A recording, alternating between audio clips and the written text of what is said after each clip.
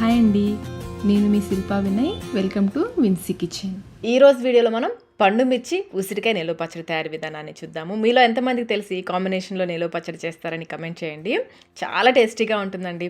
ఈ సీజన్లో ఈ టైంలో మీరు మార్కెట్కి వెళ్ళారంటే పండు మిర్చి ఉసిరికాయ రెండు కూడా పక్కపక్కనే కనిపిస్తుంటాయి. ఆ ఒక పావు కిలో ఈ ఒక పావు కిలో తెచ్చేసి పచ్చడి పెట్టేసేయండి. అసలు ఎంత బాగుంటుందో ఈ పచ్చడి అయితే. మీరు ఇప్పటి వరకు ఈ కాంబినేషన్లో పచ్చడి తినకపోయింటే కనుక ఒకసారి తప్పకుండా ట్రై చేయండి.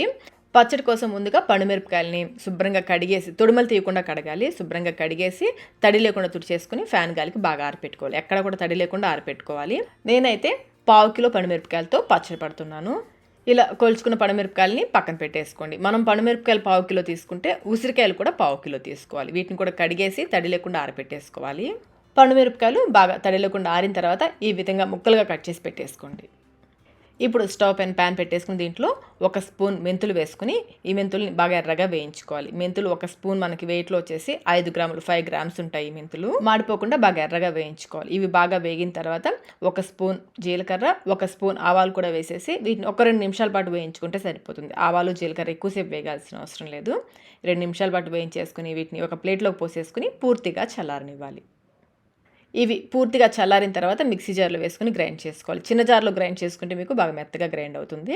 బాగా మెత్తగా గ్రైండ్ చేసేసుకుని ఒక గిన్నెలోకి తీసుకుని పక్కన పెట్టేసుకోండి. ఇదే జార్లో 2 పెద్ద వెల్లుల్లి గడ్డలు వెయిట్లో వచ్చేసి 50 గ్రామ్స్ వెల్లుల్లి తీసుకుని కచ్చాపచ్చగా గ్రైండ్ చేసుకుని ఈ వెల్లుల్లి పేస్ట్ని కూడా పక్కన పెట్టేసుకోండి. పావు కిలో పండుమిరపకాయలకి 50 గ్రాములు 50 గ్రామ్స్ చింతపండు పడుతుంది. ఈ చింతపండులో గింజలు, ఈనులు ఇవేమీ లేకుండా సపరేట్ చేసుకుని మిక్సీ జార్లో విడివిడిగా చేసి వేసుకోవాలి. ఇప్పుడు ఇందులో 2 టేబుల్ స్పూన్ల సాల్ట్ వేసుకోవాలి. వెయిట్లో వచ్చేసి 40 గ్రామ్స్ 40 గ్రాముల సాల్ట్ వేసుకుని మధ్యలో ఆపుకుంటూ బాగా గ్రైండ్ చేసుకోవాలి.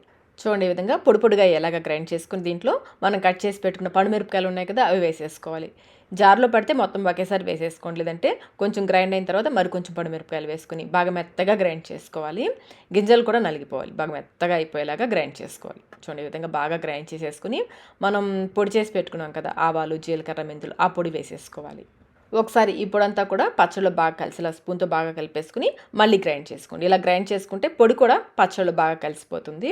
చూడండి, పచ్చడి అయితే బాగా నలిగిపోయింది కదా. చింతపండు, పండుమిరపకాయలు అన్నీ కూడా బాగా పేస్ట్ అయిపోయాయి. ఈ విధంగా గ్రైండ్ చేసుకుని ఈ పచ్చడిని పక్కన పెట్టేసుకోండి. ఇప్పుడు స్టవ్ పైన ప్యాన్ పెట్టేసుకుని దీంట్లో 3/4 కప్పు నూనె పోసుకోవాలి. నూనె బాగా కాగిన తర్వాత ఆరబెట్టుకున్న ఉసిరికాయలు వేసేసుకుని, కొంచెం కాయలే కాబట్టి మొత్తం ఒకేసారి వేసేస్తాను. లో మీడియం ఫ్లేమ్లో కలుపుకుంటూ ఇవి కొంచెం మెత్తబడేంత వరకు వేయించుకోవాలి. మాడిపోకుండా కలుపుకుంటూ వేయించుకోవాలి. ఉసిరికాయలు మరీ ఎర్రగా వేయాల్సిన అవసరం లేదు. మనం స్పూన్తో నొక్కితే ఈ విధంగా కొంచెం సాఫ్ట్గా ఉంటే సరిపోతుంది. ఇలా వేయించేసుకుని వీటిని నూనెలోంచి తీసేసుకోవాలి. నూనె రాకుండా తీసుకోండి. అన్నీ కూడా ఒక ప్లేట్లోకి వేసేసుకుని వీటిని పూర్తిగా చల్లారనివ్వాలి.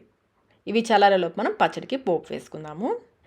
ఈ మిగిలిన నూనెలో 1/2 టీ స్పూన్ ఆవాలు, 1/2 టీ స్పూన్ జీలకర్ర వేసుకుని ఇవి చిటపటలాడేంత వరకు వేయించుకోవాలి. ఇవి బాగా వేగిన తర్వాత మనం గ్రైండ్ చేసి పెట్టుకున్న వెల్లుల్లి పేస్ట్ ఉంది కదా, కచ్చాపచ్చగా గ్రైండ్ చేసుకున్న వెల్లుల్లి పేస్ట్ వేసేసుకోవాలి. ఈ వెల్లుల్లిని అయితే బాగా ఎర్రగా వేయించుకోవాలి. ఇది సగం వరకు వేగిన తర్వాత ఇందులో 4-5 ఎండుమిర్చిని తుంపి వేసేసుకోండి. అలాగే 2-3 రెమ్మల కరివేపాకుని ముందే కడిగి తడి లేకుండా ఆరపెట్టేసుకొని వేసుకోండి. ఇవి కూడా బాగా వేగిన తర్వాత కొంచెం ఇంగువ 1/8 టీ స్పూన్ ఇంగువ, అలాగే కొంచెం పసుపు 1/2 టీ స్పూన్ కంటే కూడా కొంచెం తక్కువ పసుపు వేసేసుకుని బాగా కలుపుకోవాలి. వెల్లుల్లి అయితే బాగా ఎర్రగా వేయించుకోవాలి. చూడండి, ఈ విధంగా ఎర్రగా వేయించేసుకుని స్టవ్ ఆఫ్ చేసేసుకోండి. ఇప్పుడు ఈ పోపుని కొంచెం చల్లారనివ్వాలి. కొంచెం వేడి తగ్గిన తర్వాత మనం పచ్చడి కలుపుకుందాము. ఈలోపు మనం వేయించి పెట్టుకున్న ఉసిరికాయలు ఉన్నాయి కదా, అవి వేడి తగ్గిన తర్వాత ఇందులో నుంచి గింజలు సపరేట్ చేసేసుకుని ముక్కలు సపరేట్ చేసుకోవాలి. ఈ విధంగా ఉసిరికాయలని ఒక్కొక్క విడివిడిగా ముక్కలుగా చేసుకోవాలి. మీరు కావాలంటే కాయగా వేసుకోవచ్చు. నేనైతే ఈ విధంగా ముక్కలుగా వేస్తాను. పోపు కొంచెం వేడి తగ్గిన తర్వాత మనం గ్రైండ్ చేసుకున్న పండుమిర్చి పేస్ట్ ఉంది కదా, అది వేసేసుకోవాలి. పచ్చడి అంతా కూడా పోపులో బాగా కలిసిలా కలుపుకోవాలి. పండుమిర్చి సీజన్ స్టార్ట్ అయింది కదండి. ఈ స్టార్టింగ్ సీజన్లో అయితే మీకు పండుమిర్చి, ఉసిరికాయ 2 దొరుకుతాయి. ఇవి 2 తెచ్చేసుకొని ఒక్కసారి అయితే ఇలా పచ్చడి ట్రై చేయండి. చాలా చాలా బాగుంటుంది. పచ్చడి బాగా కలిసిన తర్వాత ఉసిరికాయ ముక్కలు ఉన్నాయి కదా, అవి కూడా వేసేసుకొని బాగా కలిపేసుకోవాలి. పండుమిర్చి కాంబినేషన్లో చేసే ఏ పచ్చడి అయినా కానీ చాలా బాగుంటుందండి. పండుమిర్చి గోంగూర బాగుంటుంది, పండుమిర్చి టమాటా, అచ్చంగా పండుమిర్చి పచ్చడి కానీ చాలా బాగుంటుంది టేస్ట్ అయితే. ఒకసారి పచ్చడి బాగా కలిపేసుకుని టేస్ట్ చెక్ చేసుకోండి. సాల్ట్ అయితే కొంచెం తక్కువగానే ఉంటుంది. మనం 2 స్పూన్లే వేసాం కదా, నేనైతే ఇంకొక టేబుల్ స్పూన్ వేసాను. మొత్తం అయితే 3 టేబుల్ స్పూన్లు సాల్ట్ వేసాను. అంటే సుమారుగా 60 గ్రాములు 60 గ్రామ్స్ సాల్ట్ పట్టింది. బాగా కలిపేసుకుని పచ్చడిని గ్లాస్ జార్లో కానీ జాడీలో కానీ తీసుకుని ఒక రోజంతా ఊరనివ్వాలి. చూస్తుంటేనే నోట్లో నీళ్ళు వచ్చేస్తున్నాయి కదండి, వెంటనే తినాలనిపిస్తుంది కదా.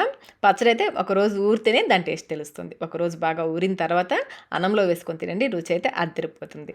బయట మనకి ఈ పచ్చడి తడి తగలకుండా చూసుకుంటే 3-4 మంత్స్ నిల్వ ఉంటుంది. ఫ్రిడ్జ్లో అయితే ఇంకా ఎక్కువ రోజులు నిల్వ ఉంటుంది. మరి ఇంకెందుకు ఆలస్యం, ఈ పండు మిర్చి ఉసిరికాయ నిల్వ పచ్చడి మీరు కూడా ఒకసారి తప్పకుండా ట్రై చేయండి. ట్రై చేసి మీకు టేస్ట్ ఎలా అనిపించిందో మాకు కమెంట్ రూపంలో తెలియచేయండి. వీడియో నచ్చినట్లయితే లైక్ చేయండి, మీ ఫ్రెండ్స్కి ఫ్యామిలీ మెంబర్స్కి షేర్ చేయండి. ఇలాంటి మరిన్ని రెసిపీస్ కోసం మన ఛానల్ని సబ్స్క్రైబ్ కూడా చేసుకోండి. Thank you.